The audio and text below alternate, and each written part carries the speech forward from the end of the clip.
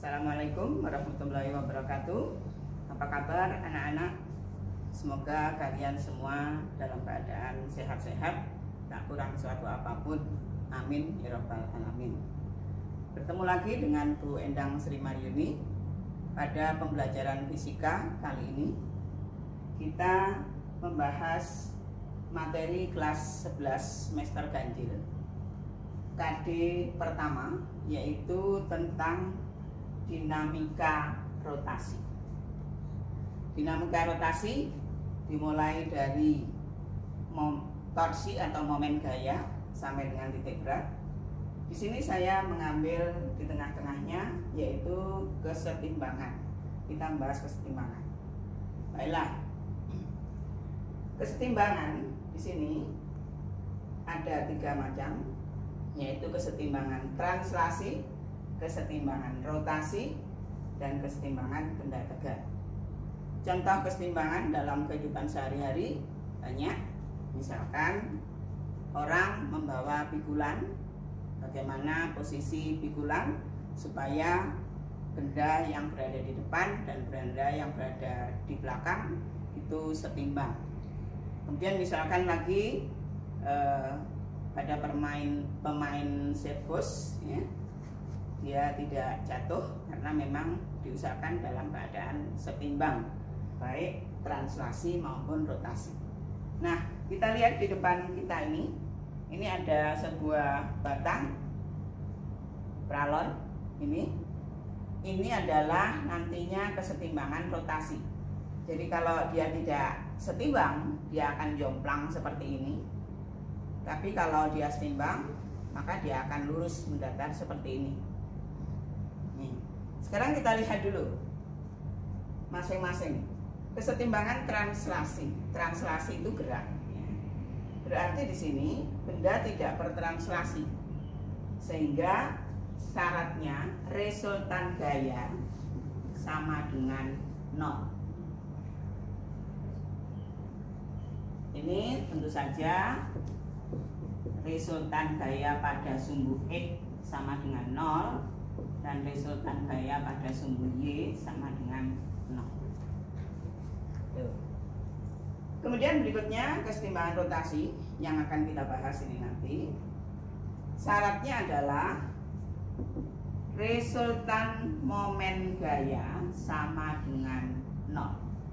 Kalian sudah mempelajari pada awal KD dinamika rotasi, kita membahas tentang torsi atau momen gaya, di mana torsi atau momen gaya, momen sama dengan gaya kali lengan. Nah, nih, jadi jika benda setimbang rotasi, jadi seperti ini, tidak berputar, ya, maka itu termasuk kesetimbangan rotasi, sigma momen sama dengan 0.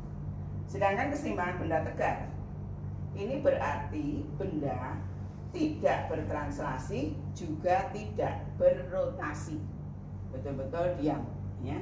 Jadi misalkan kalau penggaris kita sandarkan pada dinding yang licin, kemudian misalkan lantainya juga licin, maka dia akan terperosot atau tergelincir, itu tidak setimbang. Tapi kalau lantainya kasar, maka bisa tidak tergelincir meskipun dindingnya licin.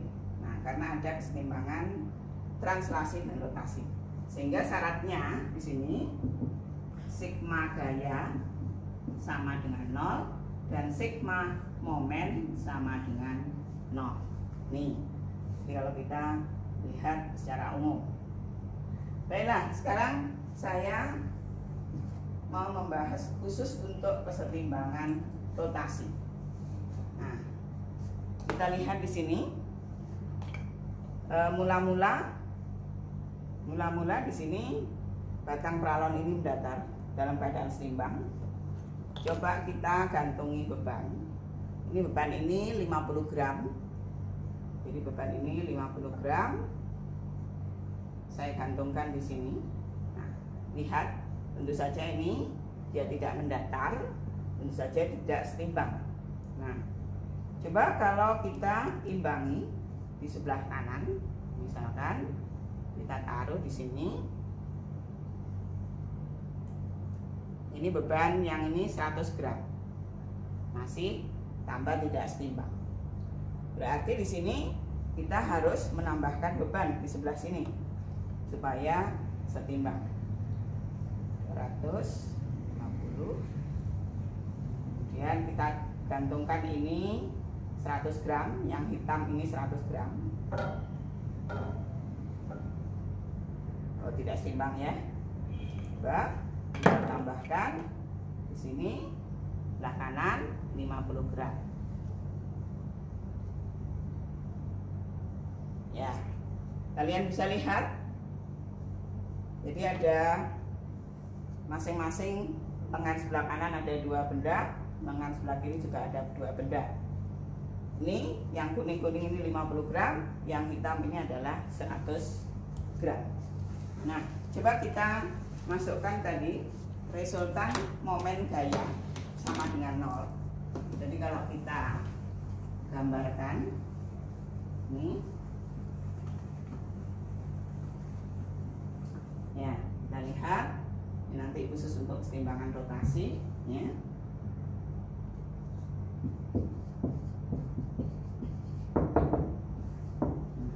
Kita gambarkan di sini. Ini tadi penggantungnya yang tengah itu. Kemudian di sini ada benda-benda yang kita gantungkan. Ini skalanya sudah saya buat. Ini 10 cm 10 cm. Kita lihat ini kuning berarti 50 gram.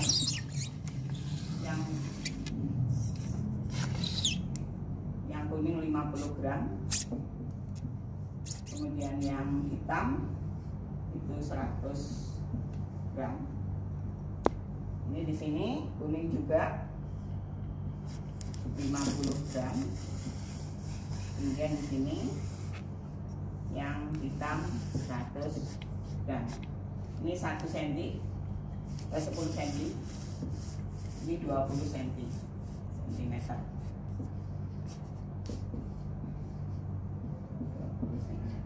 Nah, momen gaya adalah gaya kali lengan.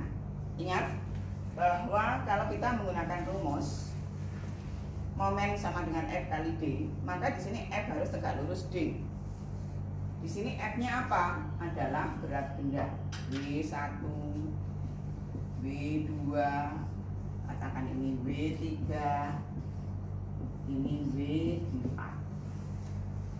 Kemudian mana lengannya? Untuk W1 lengannya berarti dari poros di sini, ini porosnya yang di tengah.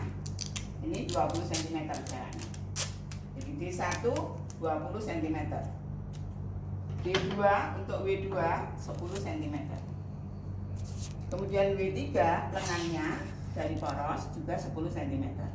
Kemudian W4 di sini lengannya berjarak 20 cm dari poros. Kita lihat apakah betul, karena ini sudah kita lihat setimbang, apakah betul di sini resultan momen gaya sama dengan 0. Ya. Kita masih ingat, apabila arah putaran berlawanan arah jarum jam, jadi misalkan W1 ini berputar mengelilingi poros berlawanan arah jarum jam, maka momennya akan bertanda negatif. Sedangkan untuk W3 ini berputar searah jarum jam maupun W4, maka momennya adalah positif. Kita hitung, coba di sini untuk momen 1 ini berarti W1 kali G1 sama dengan di sini 100, ini gram, nanti biarkan saja. Kemudian dikalikan 20 sama dengan 2000. Ini sebetulnya W sama dengan M kali G ya.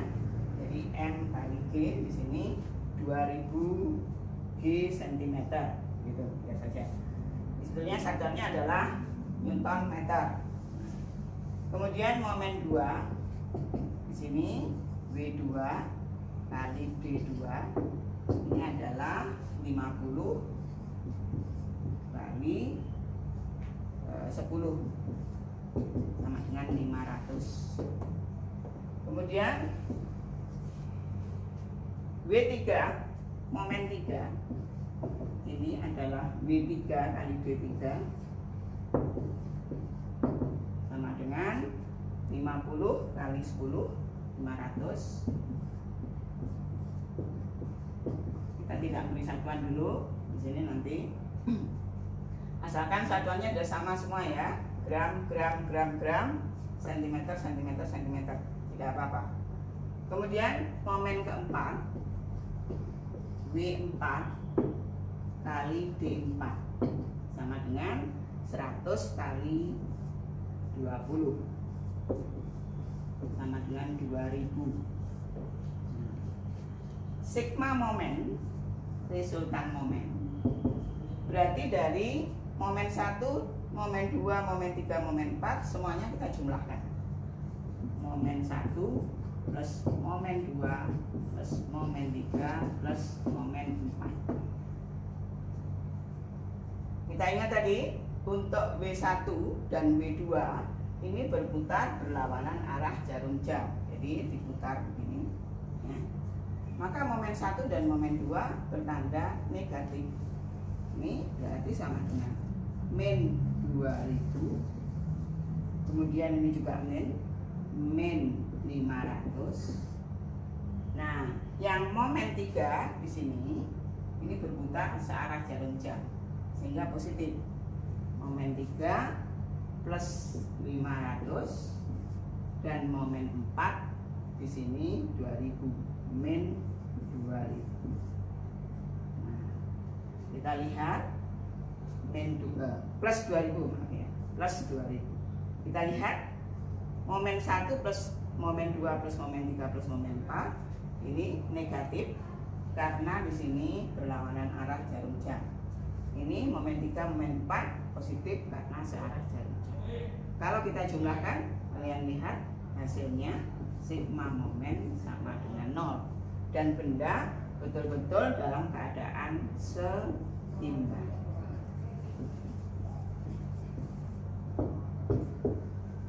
Nih, kita buktikan di sini ternyata memang pralonnya ini atau batang pralonnya ini tetap dalam keadaan mendatar. Kalian bisa merubah-rubah, misalkan ingin dirubah masanya berapa di sini, bagaimana, di mana letaknya supaya kembali dalam keadaan seimbang. Misalkan contoh sehari-hari kalau orang menggunakan timbangan untuk menimbang beras, menimbang karung yang berisi benda-benda yang berat, itu juga menggunakan prinsip ini, yaitu resultan momen gaya sama dengan 0 atau sigma momen sama dengan 0.